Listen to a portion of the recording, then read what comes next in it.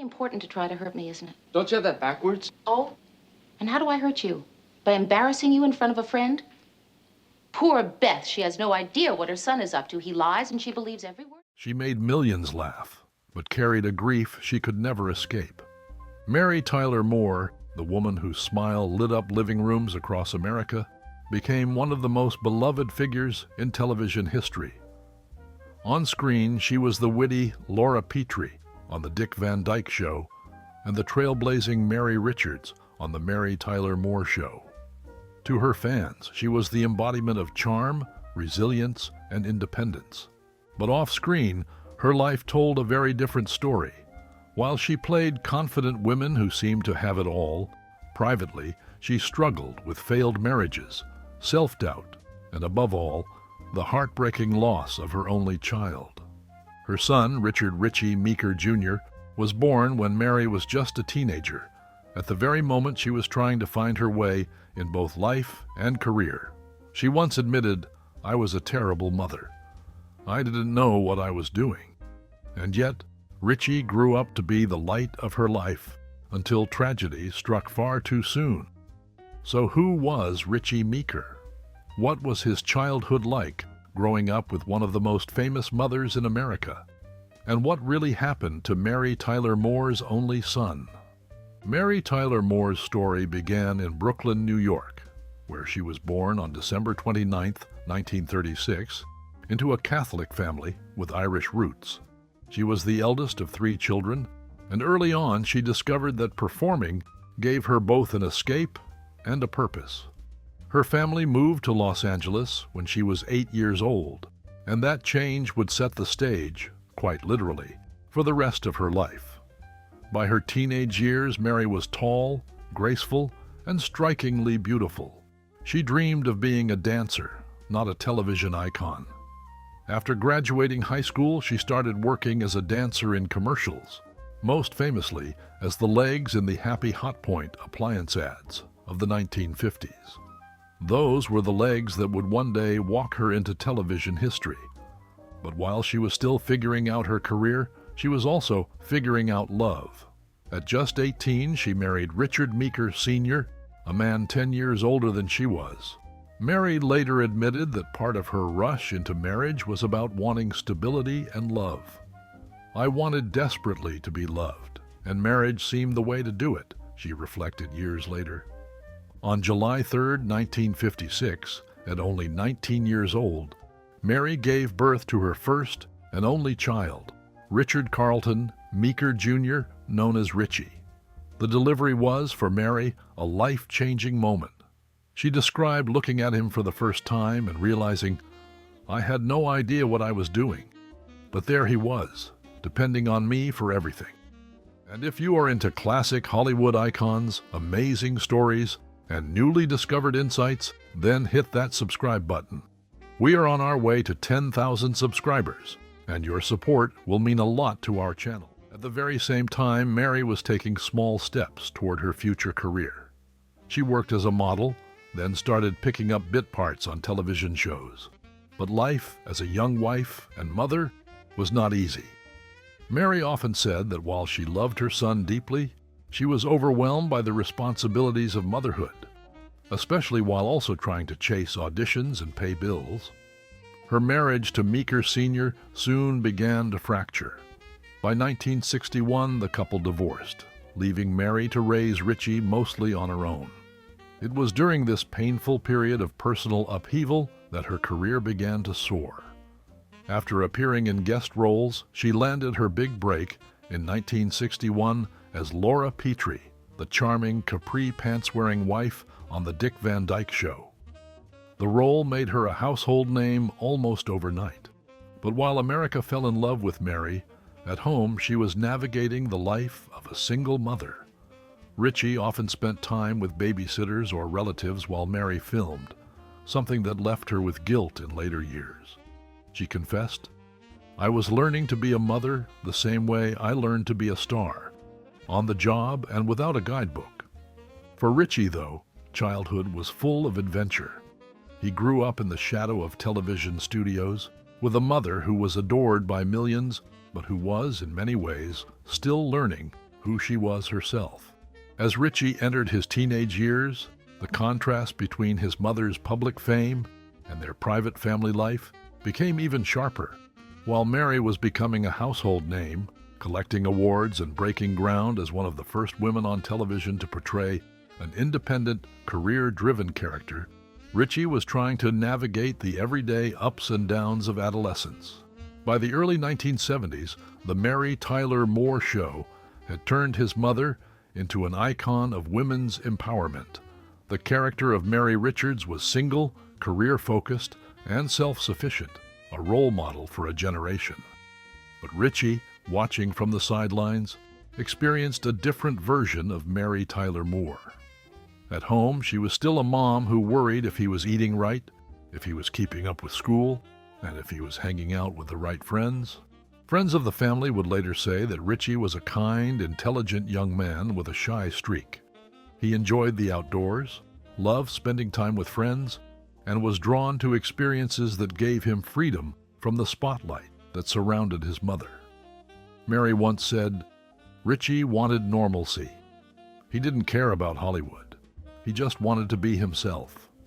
As he grew older, Richie developed a strong interest in sports and outdoor activities.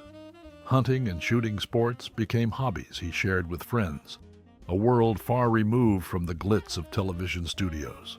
In 1976, when Mary Tyler Moore won an Emmy Award for Outstanding Lead Actress in a Comedy Series, she mentioned in an interview how proud she wished her son could feel of her work, but also admitted, Richie was never impressed by fame. He thought of it as just mom's job.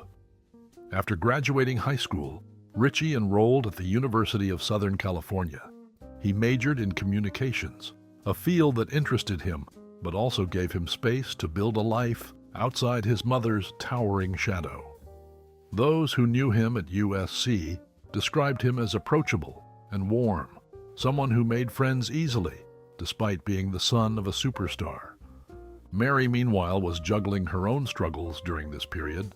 She was fighting personal battles with health, including her diagnosis of type 1 diabetes, and privately confronting issues with alcohol.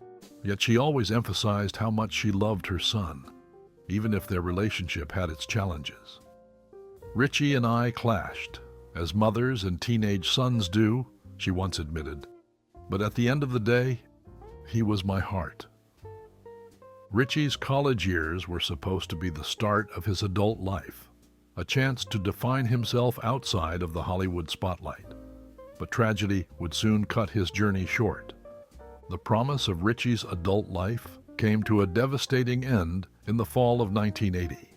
At just 24 years old, while studying at the University of Southern California and sharing an off-campus home with friends, Richie was killed in a tragic and accidental shooting. On October 14, 1980, Richie was reportedly handling a small, antique .410 shotgun when it discharged. Witnesses said he was loading or unloading the weapon when it went off, and the single shot struck him fatally. It all happened in an instant. Friends rushed to call for help, but by the time paramedics arrived, there was nothing they could do. The news shattered Mary Tyler Moore.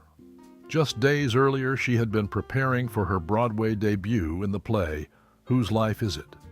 Anyway, when word of Richie's death reached her, she was inconsolable. Close friends later shared that Mary said, "No parent should ever have to bury a child. It's the deepest cut a heart can endure." Mary flew to Los Angeles immediately, where Richie's memorial service was held. It was a small, intimate gathering, family, close friends, and classmates. Mary sat in the front row, tearful but composed, determined to honor her son. In later years, she revealed that Richie's sudden death left her with profound guilt, as if she had missed too many moments with him, while her career demanded her attention. "I thought there would always be more time," she admitted. Despite the overwhelming loss, Mary returned to Broadway only weeks later, channeling her grief into her performance. Critics at the time noted the raw emotion in her acting, unaware that much of it was drawn from her personal tragedy. Richie's life had been short, but those who knew him described him as warm, funny, and genuine. Someone who wanted nothing more than to carve out a normal existence in the shadow of an extraordinary mother.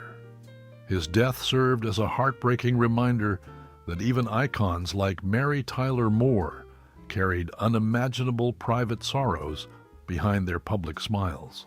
The years after Richie's death marked a turning point in Mary Tyler Moore's life. While she continued her career, she also became more outspoken about personal struggles and causes close to her heart. She had long battled type 1 diabetes, diagnosed when she was just 33 years old, and after Richie's passing, she devoted even more of her time to advocacy. She became the international chairperson for the Juvenile Diabetes Research Foundation, using her fame to raise millions for research. She once said, "If I can spare one family the kind of pain I've known, then I will have done something worthwhile." Mary also wrote candidly in her memoirs about Richie's death and her own struggles with alcoholism. In After All, and later Growing Up Again, she admitted to mistakes as a mother, confessing that fame often pulled her away from her son. But she also emphasized that Richie remained the most important part of her life. "He was my heart. Even when he wasn't with me, he was always with me." In her later years, she shifted toward selective projects, appearing in shows like That 70s Show and in films such as Flirting with Disaster. She received a Tony Award nomination for her work on Broadway in Whose Life Is It Anyway?, the very play she had been preparing for when tragedy struck in 1980. Mary's legacy as a trailblazer for women on television only grew with time. Oprah Winfrey famously said, "Mary Tyler Moore's television show opened a door. It made me believe that anything was possible." When Mary passed away on January 25, 2017, at the age of 80, tributes poured in from around the world. Colleagues remembered her for her professionalism and grace, while fans celebrated her as the woman who taught America it was okay for a woman to make it on her own. Richie's memory was never far from her. In interviews, she often spoke of the life he didn't get to live, and she used his story to highlight the fragility of life and the importance of cherishing family. As one close friend noted, losing Richie left a hole in her heart, but it also gave her purpose. She wanted to make the world better in his name. Even today, both Mary and Richie are remembered. Mary for her groundbreaking career and activism, and Richie as the son whose brief life shaped much of her journey. Mary Tyler Moore may have left us in 2017, but her spirit is still very much alive. Tributes to her continue to appear in television specials, documentaries, and award shows. In 2012, the Screen Actors Guild honored her with a Lifetime Achievement Award, with Dick Van Dyke himself saying on stage, "She was the best partner anyone could ask for. She made me look good." Even younger generations who never watched the Mary Tyler Moore Show when it aired know her iconic image, tossing her hat in the air in downtown Minneapolis. That moment was so powerful, it inspired a real statue in the city, and to this day, fans gather there to take photos, a symbol of female independence and joy. Her influence echoes in modern television as well. Actresses like Tina Fey and Julia Louis-Dreyfus have credited Mary as their inspiration. Fey once said, "Without Mary Tyler Moore, there would be no Liz Lemon. She showed us all how to be funny and fearless." Even Oprah Winfrey has repeatedly shared how seeing Mary on TV changed her life. "She wasn't just a character. She was a role model. She made me believe I could be more than what the world told me." As for Richie, though his life was heartbreakingly short, his memory endures through the stories Mary shared and the lessons she passed on. He is a quiet but important part of her legacy, a reminder that behind the laughter and applause, Mary was also a mother who loved deeply. Mary Tyler Moore once said, "Take chances, make mistakes. That's how you grow." Perhaps that's why her story still resonates. It was not perfect, but it was real. So now we ask you, do you think Mary Tyler Moore's greatest legacy Is her groundbreaking television career? Or the private courage she showed in the face of tragedy? Let us know in the comments.